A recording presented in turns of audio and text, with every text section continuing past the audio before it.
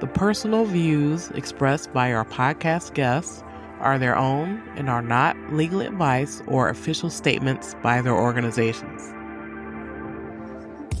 Hello, my name is Debbie Reynolds. They call me the Data Diva. This is the Data Diva Talks Privacy podcast, where we discuss data privacy issues with industry leaders around the world with information that businesses need to know now. I have a very special guest on the show, all the way from Virginia, Dr. Genevieve Bartuski, who is an MBA. She is also the founder and CEO of Bartuski Privacy Consulting. Welcome. Thank you. I appreciate you having me here. And I love that they call you the Data Diva. I love that. Love it. Thank you. That's so sweet. That's so sweet. Well, you and I connected on LinkedIn. I thought your background is fascinating because, you know, a lot of times when we talk about cybersecurity and safety and privacy, we think about data and technology, but really it is kind of about people. And so because you talk about behavioral science, data privacy, cyber psychology, AI governance, it really piqued my interest. I was like, oh, wow, this is so unique. So why don't you introduce yourself and tell me how you came to be the founder of your own consulting company? Sure. I appreciate that. It's a long and windy road, but I'll try to condense it down. So I was originally a forensic psychologist. That was my career. And I practiced at the doctorate level. I worked in a supermax prison, death row out in Oklahoma. Here in Virginia, I worked for a state hospital and did the risk assessments and NGRI assessments, which is not guilty by reason of insanity competency. I testified civilly and in criminal cases, you know, giving recommendations to the court. And when COVID hit, I was like, I'm burnt out, completely burnt out. I was probably burnt out long before COVID hit. But just at that point, I was like, I need to do something else, and ended up going back for my MBA. Still wasn't sure what I wanted to do. And two things happened that pushed me into privacy. The first one was I was offered a job straight out of my MBA. And this is where the importance of accurate data comes into play. So the company that was offering me the position said, okay, we're going to do a background check. Great. I don't mind. I've had tons of them. I, interned with the federal government when I was doing my doctorate, worked for states. I'm not concerned about my background. They used a private company to run it. And this private company actually had me listed with multiple social security numbers, and that my alias was my sister's name. And one of my alternate social security numbers was my deceased brother. So it ended up coming, it was really weird. Like, it was so bizarre. It was the most bizarre background check I ever had. It started to plant that idea in my head of, okay, like data is very important, like the accuracy of data. Like, I dealt with it as a researcher in my doctorate, but seeing how it affects individuals it affected me to the point where they withdrew their job offer. But then I ended up working for a tech company. And because of my background, I was on the ethics committee within that tech company. And that's where I met our privacy officer. And he was based in Australia and me here in the US. And that's the first time I ever got introduced. I had no idea that data privacy existed. Like, I knew it existed, but I didn't know as a field. To me, it was just something that you just did. And he and I would have lots of conversations, and he shared resources with me. And that's really, really what sparked my interest in data privacy.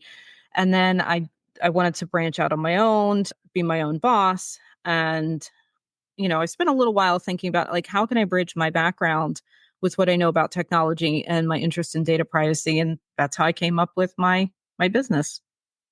Wow, that's such a interesting route. I never heard of such a thing. I think your story about kind of that identity issue that you had, I find that when people do have issues like that, it really does capture their attention about privacy and why data is important. And it's hard for an individual to fight that, right? So being able to have people who are data custodians or data stewards, making sure that that data is correct, is such a vital part, because the people who often are, in those situations, like, like you were able to overcome that. Some people can't overcome those things, right? So it kind of creates this caste system, I think, and this marginalization of people in Mm-hmm. society. Tell me a little bit about cyber psychology. So this totally piqued my interest when I saw that, because so much of what we talk about that happens in technology, especially privacy and cyber, is Mm-hmm. human, right? So I think we talk a lot about technology, but these are human issues. So tell me your thoughts on that. So cyber psychology is huge. So I mean, it encompasses everything from how we use the computers, how we use technology, to how it affects us in our daily lives. And I'm like, with my business, I'm very interested in how people use technology. But I also have interest in how technology affects people. Because I mean, if you look, like right now, one of the things that's really interesting me that I've been reading quite a bit about is the children of influencers. So where the children have grown up online without their consent, and some of these very private moments have been broadcasted for the world to see. And little bits are made, things are shared on TikTok and Facebook and all those. And then now they're coming to be about like 18 years old. So how is it affecting them? That they've had these very personal moments of their lives. I'm very happy. I'm giving away my age here, but Gen X, where my youth was not online. So that's one area that just interests me on a more personal level. And yeah, I think about like how technology can help people, how it can hurt people. I think about how people can use it for bad, how people can use it for good. So all of that kind of comes into cyber psychology. And let's talk a little bit about AI, Hmm. artificial intelligence. How has artificial intelligence changed your work or changed the game? I feel like it's really heightened a lot of those privacy harms, Yes. made it privacy harm at scale, in my view. But what are your thoughts? Oh, I absolutely agree. Most of our listeners probably know, but if they don't, like AI needs a lot of data to learn through internet scraping, all of that stuff. So I have a couple concerns with AI. And don't get me wrong, I enjoy using AI. I'm very happy to use Chat GPT to help me generate ideas. I don't let it write for me because I just have an issue with that, but I'll use it to help me generate ideas. But there's a couple issues concerns that I have. Number one is, like I know Google's using it now and different things. Like, how much personal information are they taking to train the AI? Is that information accurate? I'm concerned about the inherent biases in AI, because if you think about it, AI is taking information from people, right? So you also have biases within society. And then AI is going to use that and generate information. So I do have concerns about that. I have concerns about how that's going to affect people. As somebody who creates stuff, I'm actually writing a book right now. So I worry that, is somebody going to use my work in AI? Is it going to be passed off as somebody else's after I've put in all this background work, all this research? Those are some of my concerns with AI. I guess one of my concerns, I have many concerns. I'm a technologist, I love technology, but I don't love everything that companies try to do with technology. Hmm. I'm like, okay, well, this is a good use or this is a bad use, or have you really thought about this downside? Hmm. But I guess one of the things that concerns me about artificial intelligence, and you touched on it a bit, is that these systems do need a lot of data to be able to learn. But I feel as though in the past, when people were creating data systems, things were much more curated, right? Hmm. Where someone was kind of using their judgment to say, okay, this should or shouldn't be in a data system. This is, whether it's accuracy, whether it's, relevancy, this is Hmm. relevant. So it is in this data system. But we have a situation where we have these cauldrons of data sets that are being created indiscriminately. So in a way, you're kind of creating a system where almost everything is important. You can't really tell, what, first of all, what's real, what's fake, what's Hmm. important, was not, what's relevant, was not. And I feel like, especially people who are using AI systems, I'm concerned about them abdicating their human judgment. to these systems when they are just a cauldron of data. And it's the system, people are giving it authority that it probably shouldn't have because it doesn't have that human curation. What are your thoughts? Oh, I 100% agree with that. It doesn't, as you were talking, I was thinking back to when I was doing research as a doctorate student and how we would look at the data. Does it fit? Is it accurate? How did we collect it? And you're right, like AI just takes everything. It's so new, there's not a lot of guardrails on AI. And it's kind of interesting. I was reading the EU AI Act, Artificial Intelligence Act yesterday.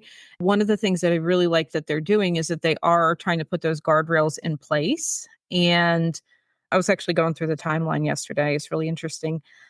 But yeah, like one of the things that they bring up as one of the things that they want to prohibit AI from doing, goes back to my forensic background, is predicting criminal behavior. And things like that worry me because we already deal with, racial profiling and inherent biases as human beings. Like how awful would that be, like on a big scale, Like and I see, like, my nephew's mixed, and I see just him going through his daily life and how people treat him differently because of the color of his skin.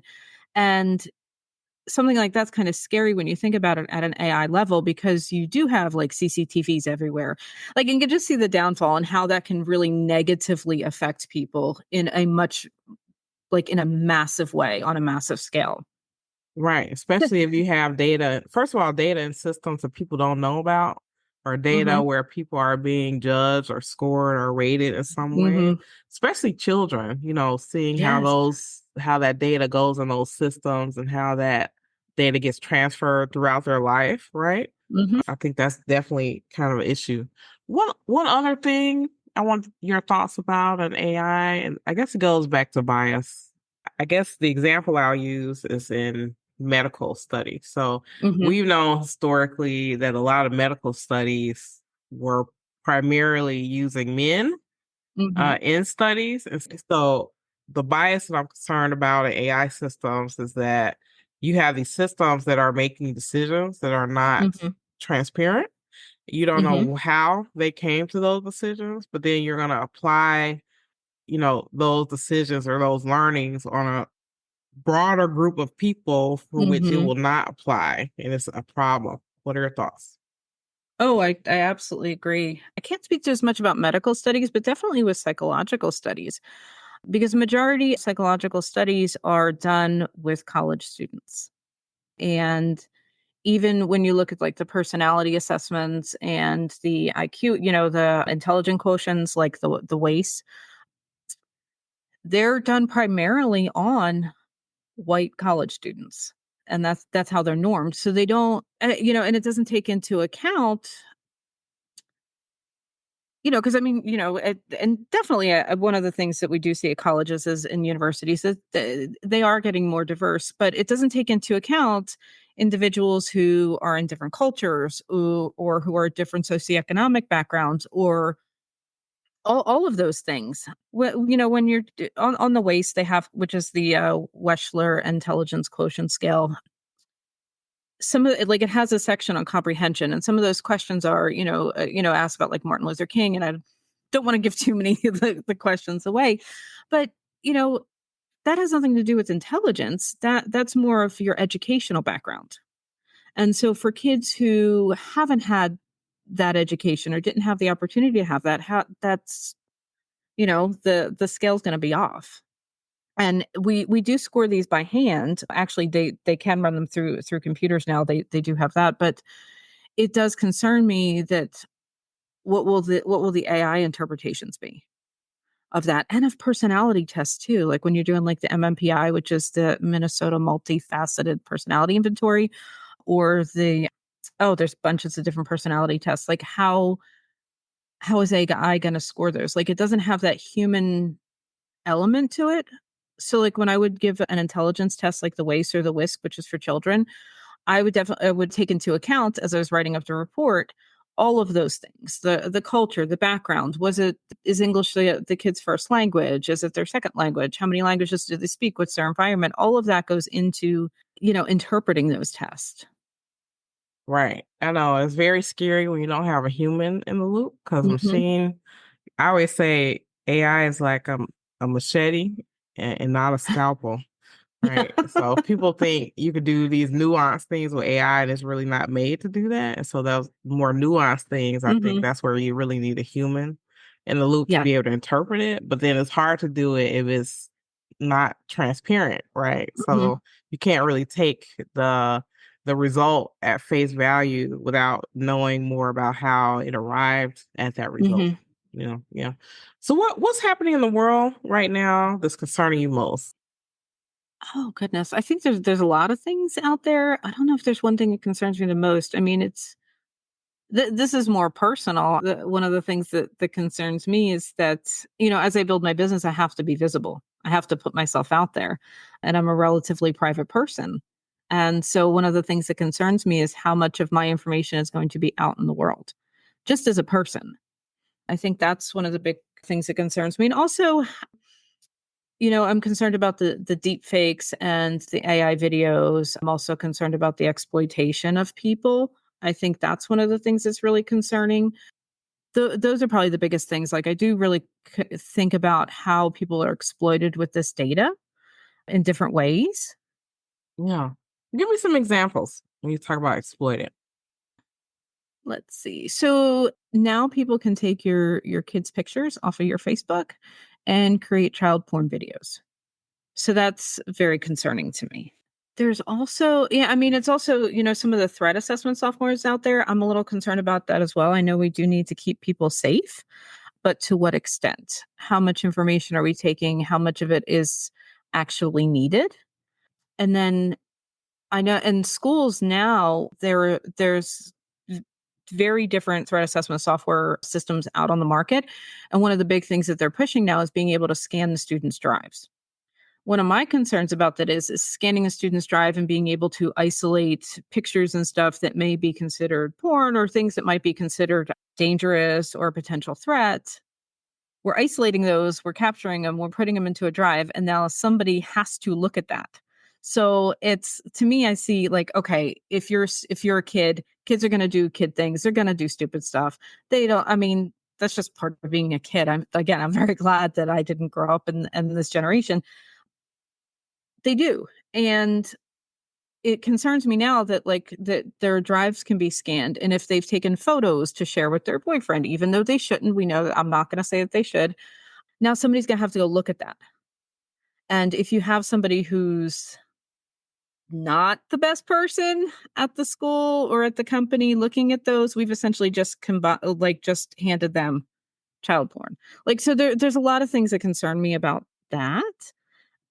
I'm very glad that my nephew is out of school because I just feel like it's an invasion of his privacy for somebody to go look at his computer, even though it is a school issued device. I get that. I agree, and I share your concerns about deep fakes and how fast Mhm. that information gets disseminated, who sees it, what can be done with it. Also, we're seeing a push towards doing age verification for Mhm. children for online. And one of the concerns I have there is like, okay, well, let's collect even more data. Yes. Like, okay, well, that's a challenge, right? So, Mhm. what are your thoughts about that? Yeah, it's one of those things where I don't wanna have to deal with age verification myself because I don't wanna give that data. So, I'll just not go to that site. I'm like, "Meh, I don't I don't need that much." So I do see the need to keep kids safe, but yeah, you are right. It's actually just collecting more and more data. I think it's gonna change, just like you say, certain sites you wouldn't even go to. Mhm. Do I trust this company enough to maintain the security of the data that I give them, or do I even think is necessary? I find Mhm. myself pushing back when people ask me for certain personal information, and I'm like, well, why do you need that? Like, why is that important that you Mhm. have? And I think in the past, it's just been, especially in the U.S., it's like let's take as much data as we possibly can, and maybe in the future we'll have some use for it. But we're seeing with a lot of the data breaches that are happening that people they're more guarded now. Mhm. They're saying, "Hey, well, I'm going to be more careful, or I'm going to think." through the data that I give someone or see if I trust them. So what do you think? Do you think that people are getting more savvy about privacy and security in their data, or do people just not care? Is it just us, like crazy women who are totally like, obsessed with privacy? Do you feel like the general public are starting to care more about their data? I do see a trend towards people caring more about their data, but I also see that people get almost like privacy fatigue because they're constantly like, I can't tell you how many times like my phone tells me updated privacy policy. And I'm like, "Oh," and even being in this field, I'm like, I don't feel like reading that. It's like, and so I think it does have an effect on people. And also, you mentioned like how they looking at their policies and it's written in legal ease. Why? Why can't you just say very straightforward, like, this is what we're doing with your data. This is how we're storing your data. And this is what you do if you want your data removed. Like, I don't understand why we have to have these big, huge words. Why do we have to have that? Why can't we just be very straightforward? I agree, and I think in the EU especially, they've been pushing for many years to have Hmm. more policies and things written in plain language, which Hmm. I hope we have more of that here, because consumers are not lawyers generally, right? Right. So they just want to know what is relevant to them, what's important to them, and they don't need to read 80 pages of legal jargon to be able to find that out, right? It's just not right. So yeah, I agree with that. Exactly. Yeah. Yeah. I do like what the EU is doing with their data and how they considered data privacy a human right. So since you've been reading the AI Act, I guess I'll ask you a bit about that. I'm by no um, means an expert, but I am reading it. yeah, yeah. Well, tell me, what do you think the significance of the AI Act will have, just kind of internationally, in terms of influence? I'm hoping that other countries follow suit. I would love for us to follow suit as well. So far, what I've read in the act, yesterday I was really focusing on the timeline of how they're rolling it out. So I would love to see that be copied in other parts of the world because I think it's really important. They're putting some really significant guardrails on there to protect people and to protect the society. It'll be interesting to see how it actually plays out, how it's enforced. Because yeah, you can have the acts, but if you don't have anybody enforcing it, it's not going to go anywhere. But yeah, I would love to see something like that come over here. I don't know how plausible that is, given the way we debate things here in the United States. Things sit in Congress. It's like, oh no, it should be the states. Oh no, we need to, this will hinder the economy, and so we'll see. Because we don't even have a privacy act. Yeah, right. We're maybe putting the cart before the horse on the AI thing, even though I know that the US, we have the executive order about AI and Hmm. different government agencies. Every month, every agency has been putting out their reports about what they're going to do about AI. And so I'm not sure that's going to lead to regulation, but at least I think within the year that Hmm. the government will have a lot more information about Hmm. the best way to really implement AI. I Yeah. guess a couple things that I think are important about the AI Act. One is that I like the fact that they categorize AI by harm or Hmm. risk Yes. level. That's very new because we don't really think about it that way in the US. It's more like, oh, you're a consumer or you're not. So if you're harmed or you're not a consumer, it kind of doesn't matter. But things like, that you had mentioned earlier, Hmm. things that are prohibited, like pre-crime, like Hmm. minority report type of thing in the EU. And so I just read an article where this company's like, hey, we're doing this pre-crime thing. Some state like bought some software. It's like a Hmm. pre-crime thing in the US. And so maybe the AI Act and the way that they go through that risk-based approach will create more shame Hmm. for companies where they're just make more of a moral stand about, we don't Hmm. think it's acceptable that you try to use AI algorithms to try to predict crime. Right. So if someone's not done a crime, you shouldn't try to pigeonhole them or try to mark or target them in some way that will be harmful to them. So I'm hoping to see that. And then I also like the fact that they're they are taking time to be able to roll it out in phases so that people really understand what they're doing. But I think it will be very influential,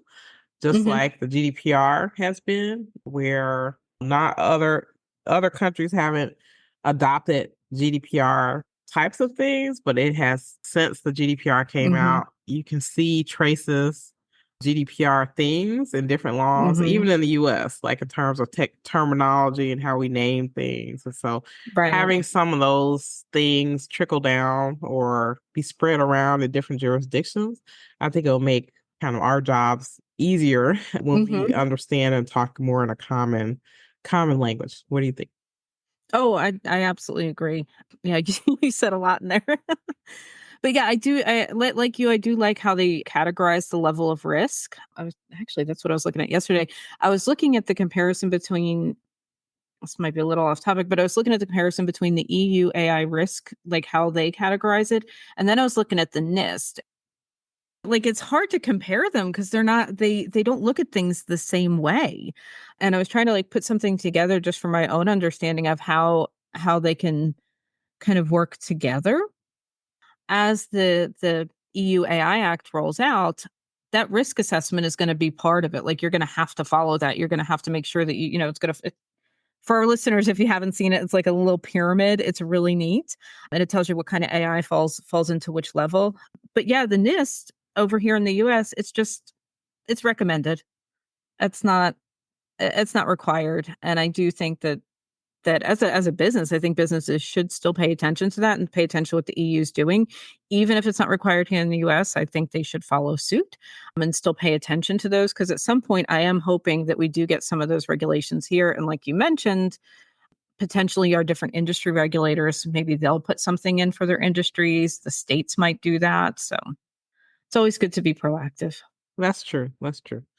I want your thoughts because you are into cyber psychology. I want your thoughts. I did a video not long ago about shadow AI. So this is about people in organizations using AI, even though it's not sanctioned, like they're sneaking off, or, not supposed to be doing it. And the issue is that people are putting personal information, they're putting confidential information into these public models. And we know that there may be some intellectual properties risk. There's some client confidentiality.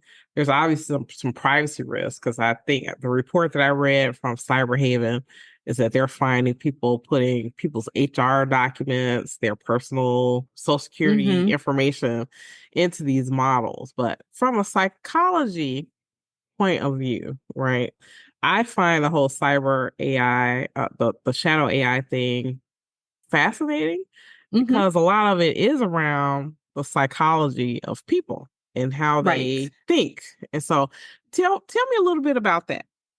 Oh, I think there's a lot of stuff that goes into the use of shadow AI. One of the things is that now there's more pressure on people to be more productive all of the time with work, whether you're working at home, whether you're working remotely, or whether you're working in the office. And AI does give you the ability to streamline some stuff. And so it can take off a lot of the pressure. But also, most people walk around, we don't think about it, but have you ever heard of something called decision fatigue? Yes. Yeah. And especially if you're a parent, the the decision fatigue is real. And sometimes it's easy. And so I think about that, like the shadow AI, it's like, oh gosh, I'm just so overwhelmed. I have so much stress going on. I'm just going to throw this into the AI and see what it does, just because I don't have the capacity to think about that right now. And also when people are stressed, so your frontal lobe is where all your logic and your reasoning is. So when people are stressed out, that doesn't function as well. Like it just doesn't. Your mind goes into almost like a flight or fight mode. Not really, not to the extent of where you're frozen or anything, but it does. Like your mind goes into, okay, I have to deal with the stress and this, and it makes it harder to think rationally and logically and take that time. So I think a lot of it goes into that, like the decision fatigue, the stress, the push to be more productive. Also, I think the company culture has part to do with that, especially, if the pressure's coming from up high, like you got to get this done, got to get this done. and there's more and more goals or things that people have to do. And I think all of that pushes people within the organization to use that shadow AI. It's like, okay, I've got so much on my plate. This is a lot. I can't really handle this. I don't have anybody to delegate this to. So let me just run it through the AI, let them handle that. And at least I can get it done. And it's one thing off my plate. I've never heard of anyone say it that way, but I think that's totally true because I think especially a lot of my cyber friends, they are always banging their head against the wall. They're like, why did they do this? Why did they do this? And for me, I always said, talk to them, find out what's Mhm, happening. Maybe there's something that they need to do that the tools that you have right now cannot do. So mhm, that may be a conversation about you maybe bringing on another tool or maybe giving a person training to let them mhm, know, like, no, this is the thing that you want to do. Here's the best way to do it. Or also talk with them about what those risks are. Because I think mhm. for the most part, employees don't want to do harmful things, right? Right. To companies, they just want to get work done. So if you tell them the right way for them to be able to do that and educate them, I think that'll definitely help. But I think Mhm, kind of ignoring those psychological stressing situations, it is a problem because I think I've seen studies where people say that companies, because they are adopting AI and these new tools, they are putting more pressure on mhm, people to do more with less and to be more productive. And it's mhm. hard to do that when it's okay. I already had a full job. Now I have more stuff and you want it Mhm. faster. How do I pull a rabbit out of a hat with what I have without like Right. adding more time or bringing on more people? So, yeah. Mhm. Oh, absolutely. And also, I also think too about, data privacy and cybersecurity. So this is how I think about it from an organizational standpoint. When I worked in the prison, security was foremost. Like it was part of the culture. Everything we did, it was security first. And it was a little bit of a mindset to get into that because up until I worked in a prison, I didn't have to bring my lunch in a clear bag or have to go through a metal detector every day or make sure doors were closed behind me. And if you think about cybersecurity and data privacy within an organization, if you can make that part of the culture, of part of what we think about all of the time, where it just becomes second nature, where it's like, oh yeah, we don't use that because we don't trust the security of that. I think that's really important as well within an organization of having that mindset, having that cybersecurity, that data privacy mindset. I know it's almost second nature to people who've worked in the healthcare industry because of HIPAA. So, because it's always, you're always making sure that people can't hear what you're saying, things, your computers are locked down, everything's passworded. It's not a second nature in some office settings. Yeah. And also, I think not every security measure is a technical one. Some of it is kind of just like you say, like locking your computer Mhm. or making sure you're not putting sensitive data on your desk, like putting that in Right. a drawer or something, or Mhm. making sure that you're not saying sensitive things like over intercom or in earshot of someone, Mhm. when you're talking with them. So some of those are some low tech Yes. cybersecurity security things that any company can do. Mhm. And actually, it's interesting because I find I talk a lot with people in other countries, like Africa, South America, and those countries don't have as many breaches as we do in the U.S. And what I Mhm. found is a lot of them do a lot of these low tech security things we don't even think about. Like, hey, Yeah. don't share your password. Yeah. Don't I mean, share, stuff like that. So yeah, let's do more si of that. simple stuff. Yeah, and you also talked about privacy breaches too, and one of the things that's really, really important in any secure setting is that if there is a breach, the ability to say, hey, we've got an issue without fear of retribution. So having a company and organization where the team has that sense of psychological safety, that's another thing that's really important. Whereas, and you kind of mentioned other countries. Yeah, it is low tech, but I also wonder, it's just my questioning right now, are they more able to come to their supervisors or their people up and say like, "Hey, there's a problem." And so like if and how does the company respond? Like if I accidentally send information that I shouldn't send, am I going to get fired? Or is it going to be like, oh, okay, all right, like, I was going to say, the S word, but yeah, like stuff happens. Right. And then just kind of move on from there? Or do they give you a reprimand and write you up and make people afraid to come forward when there are those issues? So you're less aware of them. Or if they bring like, hey, I know we're doing this and we haven't had any issues with this yet, but I can see how this could go wrong. How Right. is that taken by the higher ups and by the stakeholders? Yeah. Valid points all. So if it were the world, according to you, Dr. Genevieve, and we did everything that you said, what would be your wish for privacy anywhere in the world, whether that be regulation, human behavior, or anything with technology? Oh my goodness. My wish. First thing would be don't take any more information than you need. Like that's a big thing because sometimes I'm like, why do you need this? Like what is the point? Why do I have to share this? Do you really need to know this about me? No, you don't. So that would be one thing. And we're never going to stop bad actors. We're not going to stop people from taking data and using it, manipulating it, or spamming you or trying to scam you out of money. So I would love to see scammers disappear. That would be if I could wave a magic wand, that would be really nice. I think, and I would also like to see really good regulations because we do live in a global economy where the regulations, I don't know if we can do a global regulation, that would be wonderful, but we do live in a global economy where, we could have regulations that work with other countries. I agree with that. I always thought once privacy started to heat up, I thought maybe the Hague or the UN Hmm. are going to do something on privacy where they said, okay, we know that we're different jurisdictions, but at least here's Uh-huh. some guidelines, some things that we can Hmm. agree upon in the world Yes. that we think this is a good idea or this is a bad idea. Hmm. And so that has not happened. Right. No, I Unfortunately. would I would love to see that as well. Yeah, Uh, yeah. Yeah, that will help us a lot. Definitely. Well, thank you so much for joining me. This is great. I really appreciate all your insight. This is fantastic. And let people know how they should be able to reach out to you.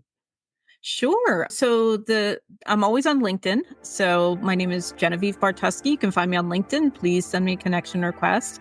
Always happy for that. I also have a website. It's bartuskiconsulting.com. And I will spell my last name if you're listening, BARTUSKI consulting.com. You can also email me at Genevieve@bartuskiconsulting.com. Perfect. Perfect. Well, thank you so much again. This is great. I'm so happy we got a chance to meet and talk today on the show. It's fantastic. Oh, I appreciate it. I had a really nice time, Debbie, and I love the Data Diva. In my previous career, I was a salty psychologist. Aw, well, thank you so much. I really appreciate it. All right, talk to you soon. All right, bye bye. Okay.